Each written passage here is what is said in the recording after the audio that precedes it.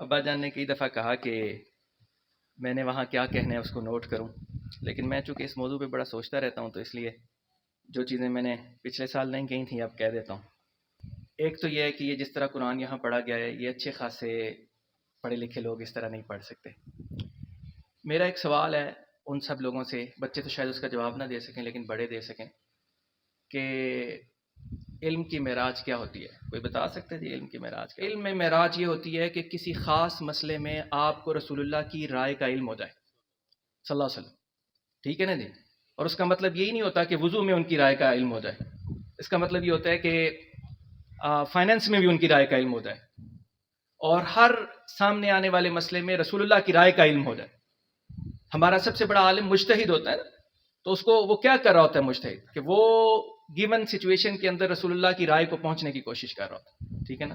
اور اس رائے تک پہنچنے کا طریقہ فقہ میں ہم نے بنایا ہوا ہے، اس کے بہت سارے اصول ہم نے بنائے ہوئے۔ یہ علم کا درجہ پانا جو ہے نا، یہ اصل میں تمام لوگوں کے لیے لازم، مسلمانوں کے لیے لازم ہے کہ علم کا ادھر، یعنی کوئی بندہ اس نے کہا جی میں نے اکنامکس پڑھی، اس میں پی ایچ ڈی کر لی، اب میں ایگزیکٹو لگا ہوا ہوں کیا کہتے ہیں گولڈمین اینڈ ساکس کا، ٹھیک ہے نا جی، اور میری پاکستانی 4 ارب روپے سالانہ تنخواہ ہے، لیکن اگر اس کو رسول اللہ صلی اللہ علیہ وسلم کی رائے کا ان علوم میں نہیں پتا جن کو وہ کہتا ہے کہ میں پڑھا لکھا ہوں اور میری جاب ہو گئی ہے، تو ہمارے نزدیک تو وہ پڑھا لکھا فرد نہیں ہے، ٹھیک ہے؟ میں ایکسٹریم قسم کی آپ کو سچویشن بتانا چاہتا ہوں۔ جس طرح سے ایک انڈیویجول مسئلے میں رسول اللہ کی رائے پتہ چل جائے، ایسے ہی پورے کے پورے علم کا فریم ورک رسول اللہ صلی اللہ علیہ وسلم کی رائے سے پتہ چل جائے، ٹھیک ہے نا؟ اکنامکس کا پتہ چل جائے، سوسیولوجی کا پتہ چل جائے، فلسفے کا پتہ چل جائے، یہ علم کی معراج۔ یہ نہیں ہے کہ جو آج کل ہم عام طور پہ سمجھتے ہیں کہ علم کی معراج ہوگی۔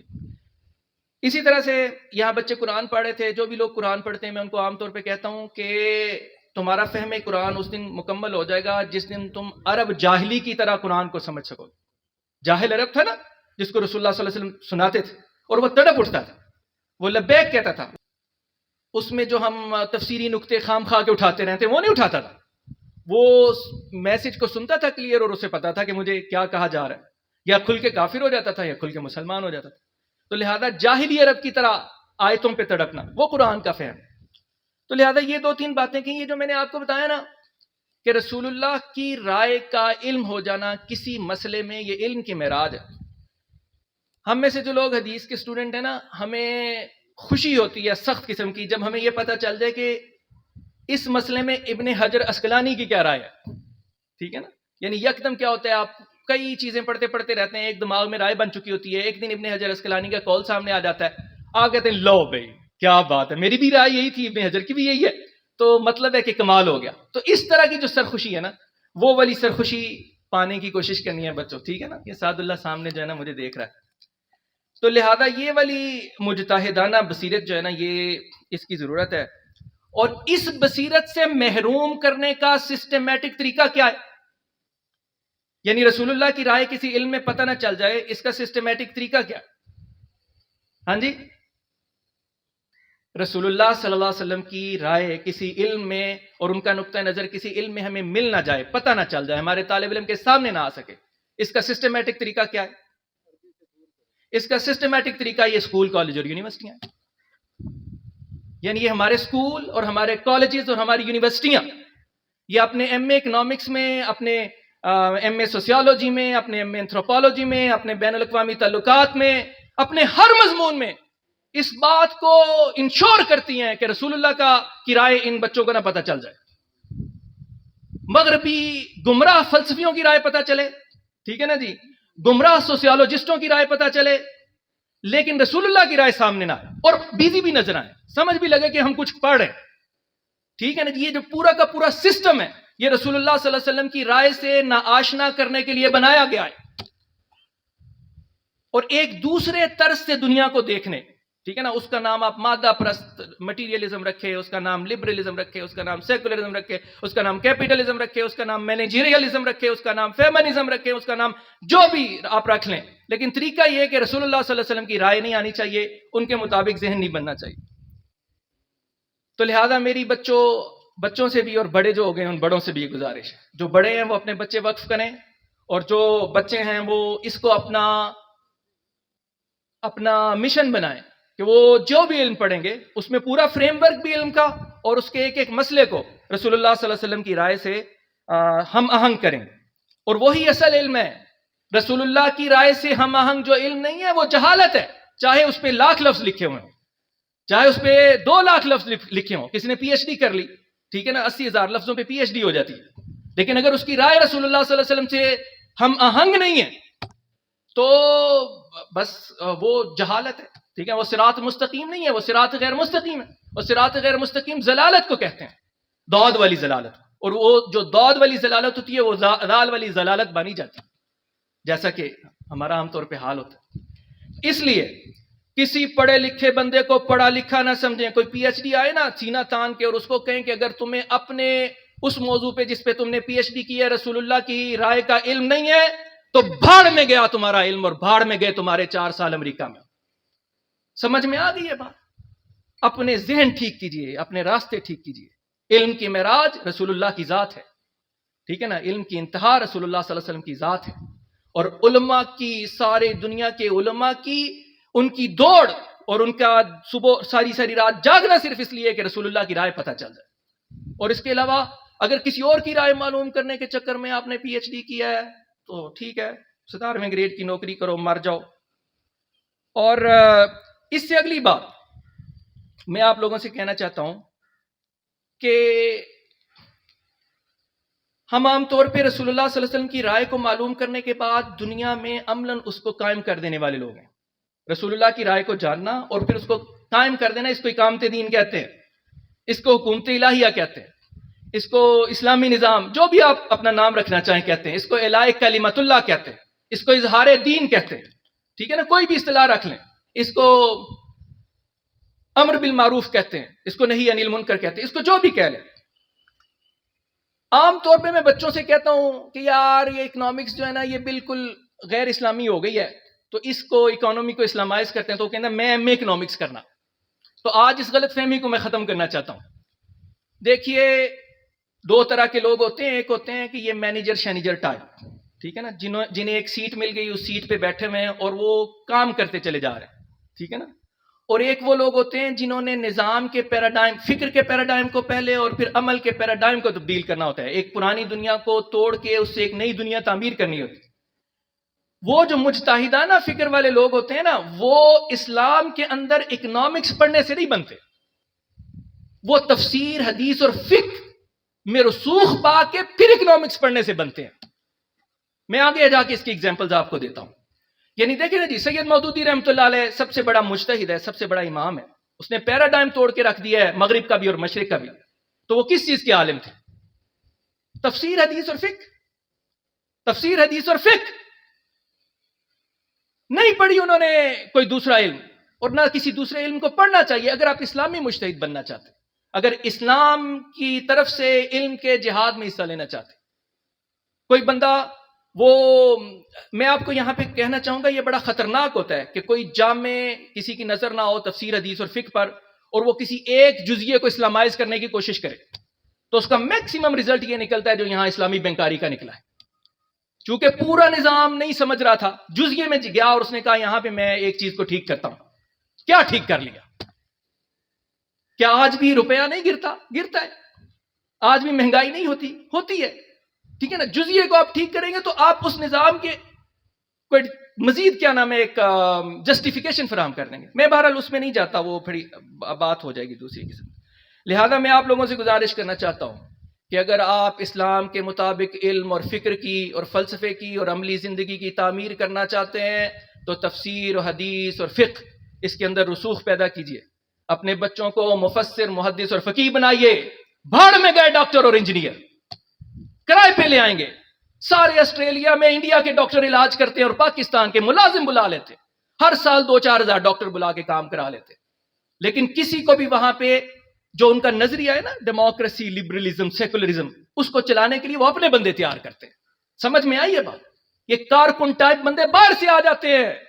فکر اور فلسفہ اور جو اپنی معاشرت کو چلانے والے لیڈرز ہوتے ہیں نا, کبھی آپ نے دیکھا کہ انہوں نے کسی سیاستدان کو یا اسٹیٹسمین کو شہریت دے دی ہو؟ نہیں دیں گے.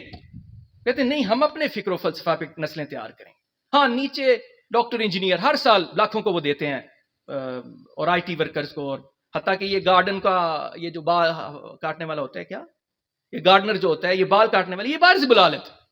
تو لہٰذا میری آپ لوگوں سے گزارش ہے کہ ڈاکٹر انجینئر بھی بنائیں یار، ہم مریض ہو جائیں گے تو پھر وہ بھی ہمارا علاج کریں گے، لیکن فکر و فلسفہ رسول اللہ صلی اللہ علیہ وسلم کی رائے کو جاننا، ٹھیک ہے نا، وہ ان علوم میں ہوتا ہے جن علوم سے رسول اللہ صلی اللہ علیہ وسلم نے تعارض کیا ہے، اور جن علوم سے رسول اللہ صلی اللہ علیہ وسلم نے تعارض کر لیا ہے ان میں رسول اللہ صلی اللہ علیہ وسلم کی رائے کے علاوہ ہر رائے جہالت ہے، غیر صراط غیر مستقیم.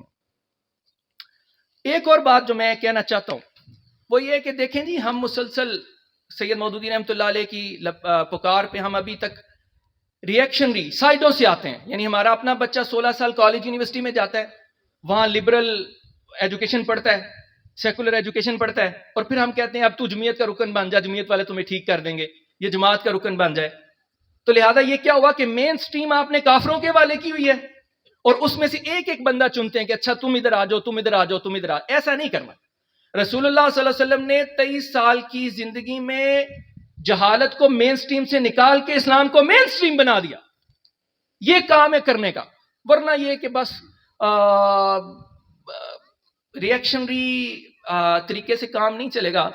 آپ میں سے اگر کسی نے بچپن میں پانی لگایا ہو نا تو اس کو یہ پتہ ہے کہ پانی ٹوٹ جائے تو باہر سے نہیں باندھا جاتا، اندر سے جا کے باندھا جاتا ہے. تو آپ نے اندر جو مین سٹریم ہے نا اس کو جا کے آپ نے بالکل تبدیل کر دینا ہے. یہ میری گزارش ہے، اور انشاءاللہ ہم اس کو کر دیں گے. میں آپ کو ایک دو مثالیں دینا. یہ میں آپ جو کہہ رہا تھا نا کہ کنٹینٹ اسلامائز کرنا یہ کتنا ضروری ہے، یہ میں بات آپ کو سمجھانے کی کوشش کر رہا تھا. ہمارے یہاں پہ کئی حافظ بچے ہوتے ہیں. کنٹینٹ کی اہمیت سن لیں جناب، کہ کنٹینٹ اسلامائز کرنا، کنٹینٹ اسلامی تفسیر حدیث اور فقہ کو کنٹینٹ میں لے کے جانا. ہمارے بچے ہوتے ہیں نا حفظ والے، یہ اکثر بے نمازی ہوتے ہیں. حافظ ہوتے ہیں لیکن بے نمازی ہوتے ہیں، چونکہ انہوں نے قرآن کریم کو حفظ کیا ہوا ہے، ٹھیک ہے نا. لیکن آپ نے درس نظامی والا بچہ کم بے نمازی دیکھا ہوگا، ٹھیک ہے نا، اس وجہ سے کہ اس نے کنٹینٹ کو سمجھ لیا ہوتا ہے جو نمازی بنا دیتا ہے. یہاں پہ عام طور پہ اسکولوں والوں سے میں گزارش کرتا ہوں، یہ پیچھے غزالی کے مینیجرز بھی ہیں اور سب لوگ ہیں انشاءاللہ، تو میں اسکولوں والوں سے کہتا ہوں کہ بڑا اسکول کھول لیا ہے، 2-4 لاکھ روپیہ آپ کا ہو گیا کمائی، تو اللہ کے سامنے جواب سن لو. جو بچے بے نمازیوں کی ایک نسل پیدا کر رہے ہو، اللہ کے سامنے جواب دو. وہ کہتے ہیں ہم زور پڑھاتے ہیں نہیں مسجد میں. میں نے کہا نہیں، اس طرح نہیں نمازی بنتے. کلاسوں میں قرآن حدیث اور فقہ پڑھاؤ، اتنا کنٹینٹ اسلام کا پڑھاؤ کہ وہ بچہ نمازی ہو جائے. اور یہ ذمہ داری، ٹھیک ہے نا جی، اسکول کی تو ذمہ داری ہی ہوتی ہے. ہم باہر ملک تھے تو انہوں نے کہا اسکول کا کیا کام ہے ڈاکٹر انجینئر اور سائنس پڑھائے. اسکول کا تو کام ہے کہ مینر سکھائے، اخلاق سکھائے. اگر سول لا کا کنٹری ہے تو سول لا سکھائے، ڈیموکریسی کا کنٹری ہے تو ڈیموکریسی سکھائے. تو یہ مسلمانوں کا کنٹری ہے، اسلام کا کنٹری ہے، اسلام سکھائے. تو لہذا یہ بات آپ نے ذہن میں رکھنی ہے. یہ میری چند گزارشات ہیں. میں آپ کو آخر میں یہ بھی کہنا چاہتا ہوں کہ اسکول کو سید مودودی رحمۃ اللہ علیہ نے ہمیں بتایا ہے کہ اسکول کو آپ نہ صرف یہ نہ سمجھیں کہ وہ اسکول میں ہم پڑھنے جاتے ہیں. اسکول آپ کو نقطہ نظر دیتا ہے، اسکول آپ کو اہم اور غیر اہم کی تمیز دیتا ہے، ٹھیک ہے نا جی. تو اسکول نے یہ تو سکھایا ہے کہ 7 بجے جناب آپ دفتر میں پہنچ جائیں جب آپ کے افسر نے بلایا، ٹھیک ہے نا. آج میں نے اپنے ڈرائیور کو بلایا صبح 4:30 بجے تو اس نے وہ آ گیا، دفتر آ گیا. لیکن اسی ملازم کو 6 بجے نماز نہیں پڑھتا وہ، کیونکہ اسکول نے یہ سکھایا ہے کہ نوکری اہم، اسکول نے یہ سکھایا ہے کہ اپنی پیسے جو کمانے وہ اہم ہے، ٹھیک ہے نا. آپ کو میں ایک بات بتاؤں، او مسلمانوں، آپ کے بچے جن اسکولوں میں جاتے ہیں نا اس میں انگریزی کے 6 پیریڈ ہوتے ہیں اور اسلامیات کا آدھا. یہ سائلنٹ میسج ہوتا ہے، بچے کو ہر ہفتے ملتا ہے کہ اہم اسلامیات نہیں، اہم انگریزی ہے. آپ کو سمجھ نہیں آتی، بچے کی نفسیات بڑی نازک ہوتی ہے، ٹھیک ہے نا. وہ تو اس کو بھی یہ سمجھتا ہے کہ صبح پہلا پیریڈ جو لگتا ہے وہ اہم ہوتا ہے، ٹھیک ہے نا جی. تر و تازہ وقت میں ہم نے انگریزی پڑھنی ہوتی ہے اور آخر میں جب ہم تھک جاتے ہیں تو پھر اسلامیات کی استادی آ جاتی ہے.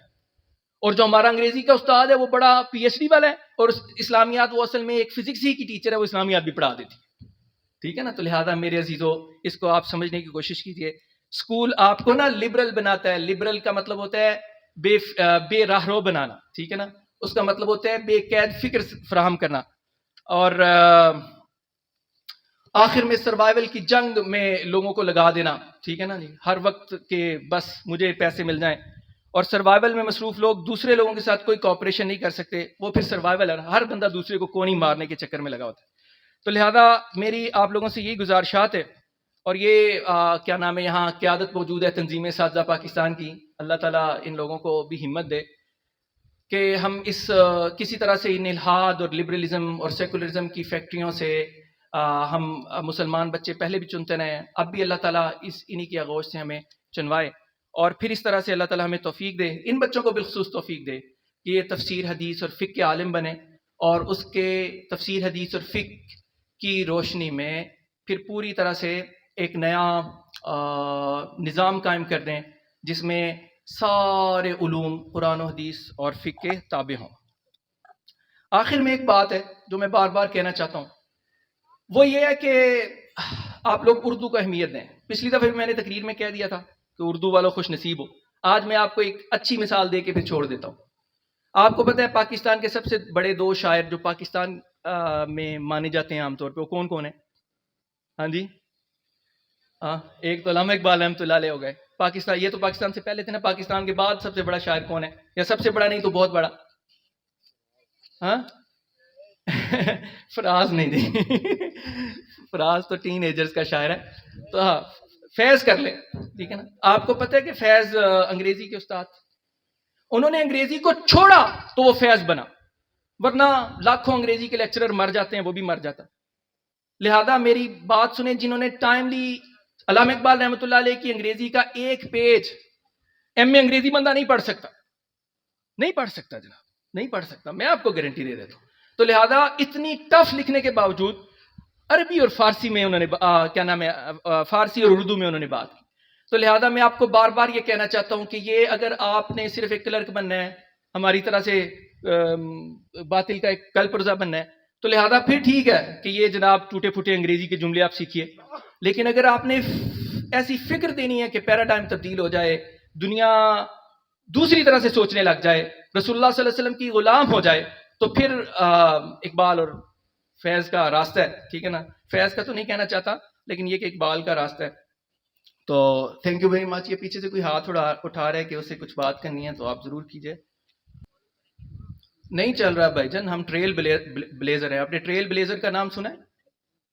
ٹریل بلیزر وہ ہوتی ہے گاڑی جو ایسے راستے پہ جائے جہاں پہ پہلے سڑک نہیں ہے، ٹھیک ہے نا جی۔ اگر پہلے کوئی سڑک ہوتی تو میں کیوں پیٹتا، ٹھیک ہے نا جی۔ سڑک نہیں ہے، یہ بنانے جا رہے ہیں، روزانہ 2 فٹ بلڈوزر چلتا ہے، 4 فٹ بلڈوزر چلتا ہے، ٹھیک ہے نا جی۔ تو یہ ٹریل بلیزر ہیں ہم انشاءاللہ۔ تھینک یو ویری مچ، السلام علیکم۔